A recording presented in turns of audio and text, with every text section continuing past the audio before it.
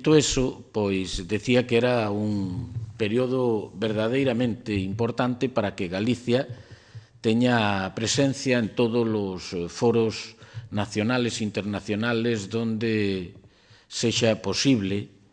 e convinte a súa presencia. Estamos referíndonos basicamente aos foros europeos no que se debaten cuestións tan importantes e tan necesarias para Galicia como poden ser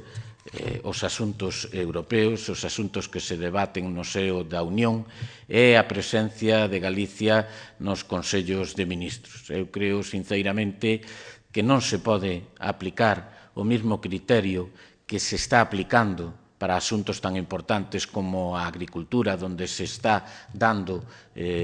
por rotación entre as autonomías a defensa do conxunto de España para un tema tan sensible e tan importante para Galicia como é o da pesca. En estes momentos nós pensamos que non pode ser ese o sistema, non se pode ver defendida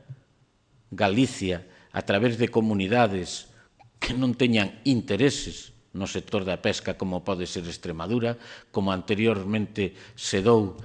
con outras comunidades e, polo tanto, nós o que estamos a pedir a través da nosa proposición de lei é que se cambien os criterios, ni máis ni menos, que dan lugar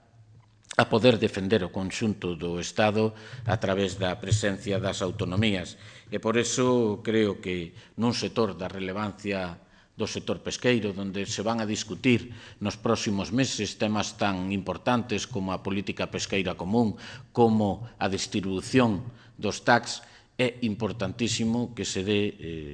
a defensa de Galicia a través dos mellores cauces. Por iso nos proponemos. E o foguete do señor Blanco, habríalle que recordar que todavía lle faltan por percorrer no ano 2010 3.260 millóns de euros que se comprometeu a licitar durante o ano 2010 e que, polo tanto, siguen sin formar parte dese foguete que é o señor Blanco. Ou teríamos que recordarlle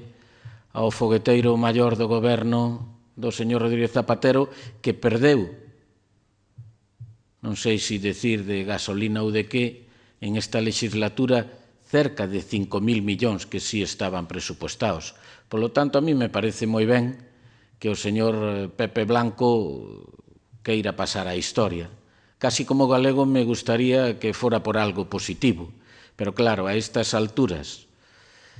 que nos veña con estas cuestións a mí me parece que cando menos está pecando un pouco de soberbia e de falta de realismo. Por lo tanto, ten oportunidades ben abondo para demostrar que quer pasar a esa historia, licitando esos 3.260 millóns que faltan por licitar polo Pacto do Obradoiro,